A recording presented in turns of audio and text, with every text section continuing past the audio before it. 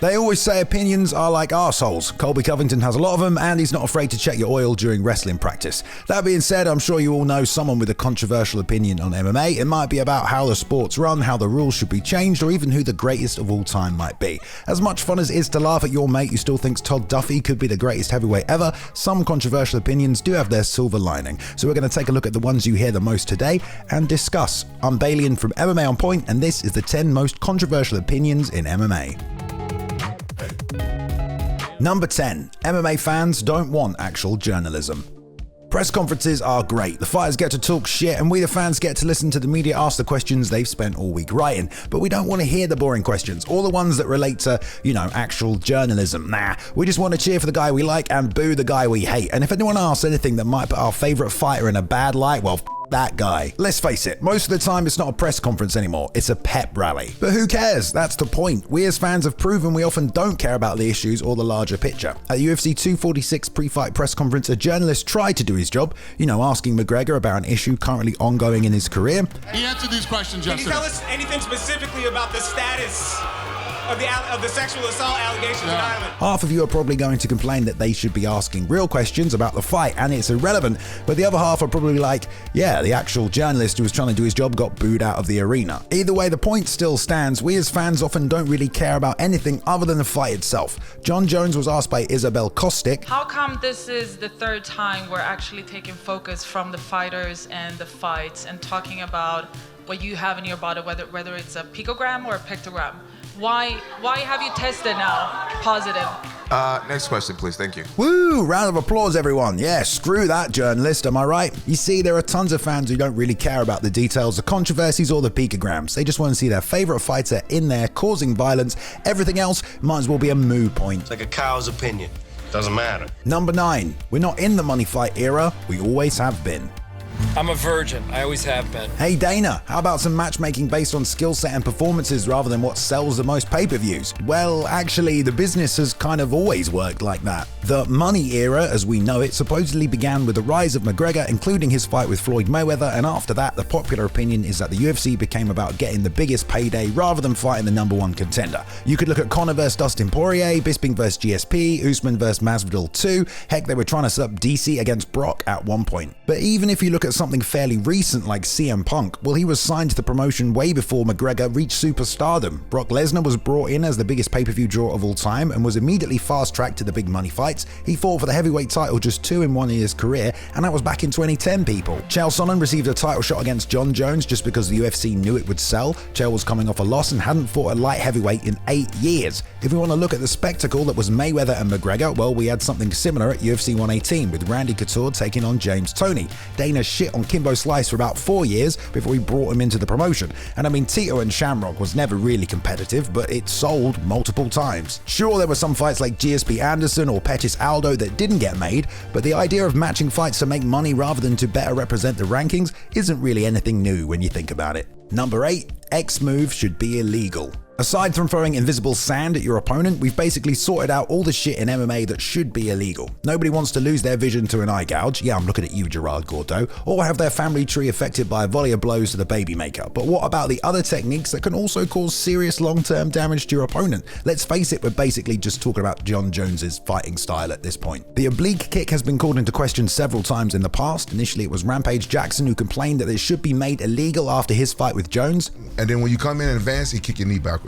Hey, they should make that illegal. And several times since then, in Romero versus Whitaker, it was a battle of knee stomps. Remember what Khalil Roundtree did to poor Modestus Bukauskas, or even Darren Till versus Stephen Thompson, where Till's knee attacks tore Wonderboy's MCL. The leg strike is designed to target an opponent's knee and hyperextend it, basically just crippling it in the process, which, yeah, is good for a 15-minute MMA fight, but not for the months or the surgeries it might take to recover. Joe Rogan said he believes it's just a strike that some people are not prepared for, and well, this is a fight after all. But it's been labeled unnecessary. Yes, they are trying to knock each other out, but not permanently injure each other and end a career. Another John Jones favorite is the shoulder crank in the clinch. He's used this on a few of his opponents, but as most remember against Glover Teixeira, he wrenched his arm in the first round, tearing his labrum in the process and also nullifying his power just 1 minute into the fight. Some people think that these are dirty or dishonorable tactics, others just another technique in the mixed martial arts toolbook.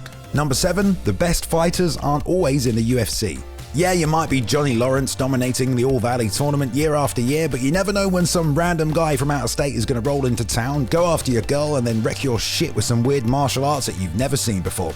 I know Randy Couture knows what that feels like. The UFC is the premier MMA organization on the planet, but that doesn't mean they've always had the best fighters or even do right now. I mean, just look at the Strikeforce merger. It was considered the inferior promotion, but after its fighters joined the UFC ranks, they completely took over. Robbie Lawler, Tyron Woodley, Luke Rockhold, and Daniel Cormier all became champions, and they were all champions at the exact same time. None of the champions were actually from the UFC in the UFC. Jake Shields, Gilbert Melendez, and Nick Diaz got title shots, and people like Jacare, Musasi, and Overeem became top contenders. From the WEC, Benson Henderson and Pettis became champions at lightweight, and I mean, look at someone like Gaethje or Michael Chandler and what they've been able to do in recent years. I mean, they both fought for a title. And in the opposite direction, you have guys like Eddie Alvarez or Demetrius Johnson that have struggled outside of the UFC. Even top contenders like Rory McDonald and Benson Henderson had a tough go of it when they went to Bellator. And you want to tell me that people like AJ McKee, Adriano Moraes, Robocop, or Vadim Nemkov wouldn't be able to give the UFC roster some problems? Shit, Gegard Mousasi over in Bellator might have been the best middleweight this whole time. Look what Israel Adesanya did to the middleweight division. How many other world-class strikers are out there that just haven't learned the requisite takedown defense yet?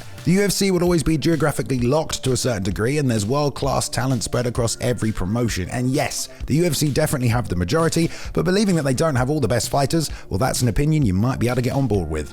Number 6, there should be no rounds.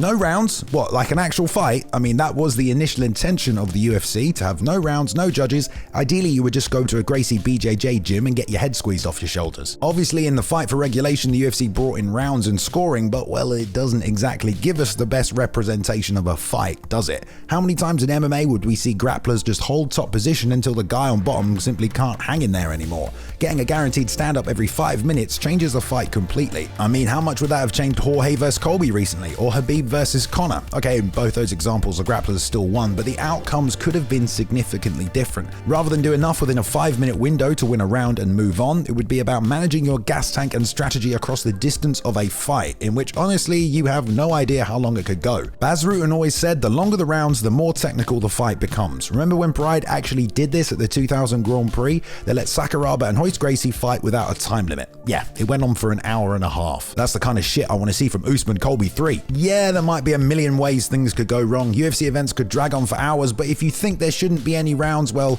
you're either a Diaz fan or you just want as even as a playing field as possible, even if it's two fighters hugging until they fall asleep on each other. Number 5, Jiu-Jitsu isn't as good as we thought. If somebody gives you a bad position, you take it and you pound.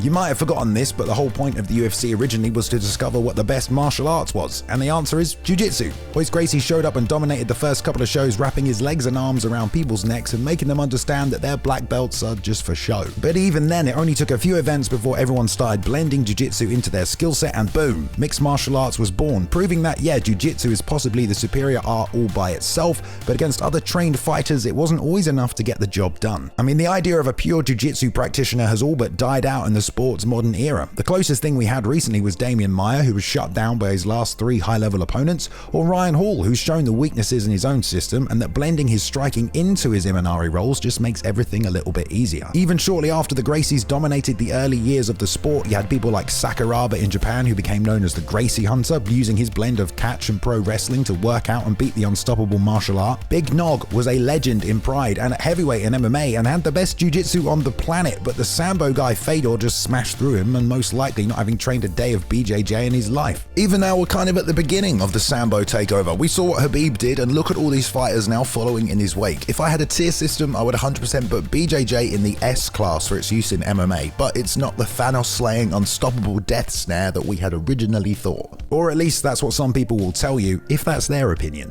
Number 4, lighter weight classes aren't as entertaining. In my book, violence is violence, whether you're Tony Jaa kicking out lampposts and flying elbowing people, or Arnold Schwarzenegger slamming a sword into someone's midsection. But when it comes to MMA, you'll hear many fans tell you, dude, I'm just not into the smaller weight classes. Apparently, a few people have a complex where they don't want to watch someone smaller than they are beat people up in a cage. I suppose in some weird alternate reality, they feel if they're bigger than the MMA athlete, they could beat them up themselves, which honestly sounds like a reality TV program I wouldn't mind watching. It's not like that argument doesn't have some grounds. I mean, the UFC themselves had a lightweight division, but got rid of it for several years after Jens Pulver left and BJ and Carl Uno fought to a draw. But there just weren't any stars, and the UFC didn't feel like it was marketable. But these days, the lightweight classes have some of of the biggest stars in the sport. Conor McGregor, obviously Khabib, Nate Diaz. Bantamweight was repeatedly called the most entertaining and stacked division throughout 2021. People like Peter Yan, Corey Sandhagen, Jose Aldo, these guys don't know how to put on a boring fight. You could also lump the women's divisions in with them, saying that they aren't entertaining either, but women's strawweight might be one of the most entertaining weight classes in the sport. Joanna vs. Wei Li won Fight of the Year. We put out a video 4 years ago on why Demetrius Johnson isn't popular, and well, there were a few of you in the comments that seemed to suggest why.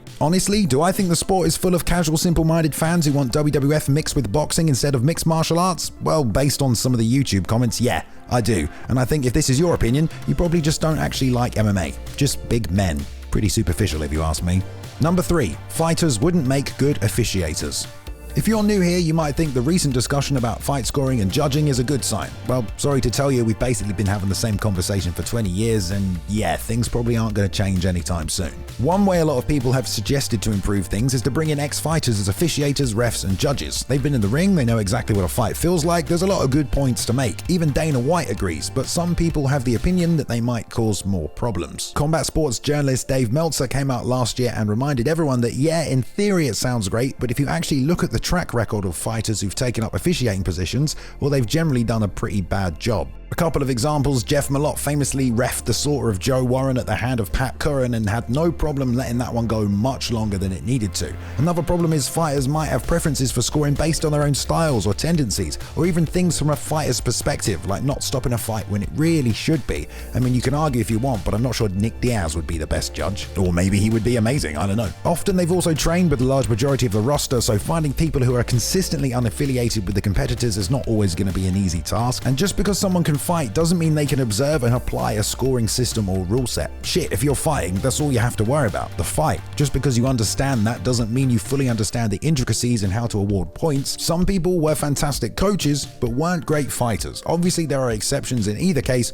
but it's not so cut and dry. Number 2, USADA isn't worth it. After the TRT era of MMA, basically just Vitor Belfort's 2013 knockout streak, the UFC made a move to enforce a stricter drug testing policy and so began working with the United States Anti-Doping Agency. Now, this began with the best of intentions, cleaning up the sport, making it safer, reducing risk to the fighters, helping them sell the company for $4 billion.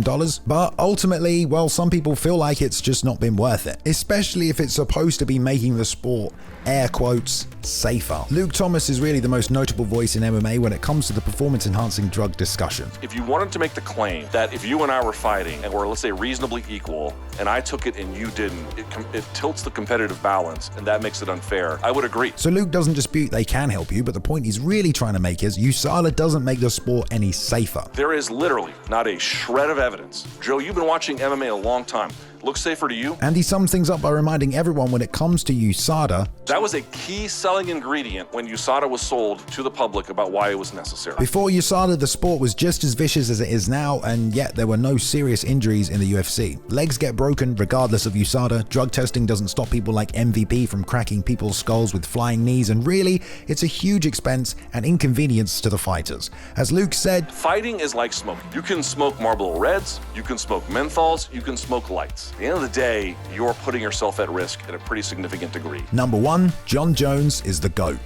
At some point or another, many of you might have put John Jones at the top of your greatest of all time list. Sure, there are plenty of other choices out there, George St. Pierre, Anderson Silva, Artem Lobov, but the strength of Jones's resume was just always pretty hard to deny. That and his incredibly high level of fight IQ. I mean, in just over a year, he beat 5 former UFC champions. That's kind of an insane 18 months. But instant after instant not only called into question his character, but eventually his MMA record, as in the space of 3 years, he failed 4 separate drug tests. Daniel Cormier was the first fighter to call him out publicly in their pre-fight press conference, calling into question his entire UFC career in the process. And yes, I do believe he's done it for a long time. It wasn't like the rest of the MMA community hadn't given this some thought, but literally 2 days after this press conference, his urine sample tested positive for Turinabol, so USADA reduced his sentence after he provided substantial evidence in identifying other anti-dopers. Most people would have written Jones off entirely there, but an independent arbitrator named Richard McLaren found that Jones was apparently not intentionally cheating, and USADA's CEO Travis Tygart said that this was a strong reminder that athletes need to be cautious about the supplements they use. So this left people a little confused. The community was split and frankly still is. Some said he was always using, some said that he didn't need to and it wouldn't change his fight IQ or performances anyway, and that regardless his resume of achievements is undeniable. But if you're one of those people that's able to look past multiple failed drug tests and flags from USADA and still consider John Jones the GOAT,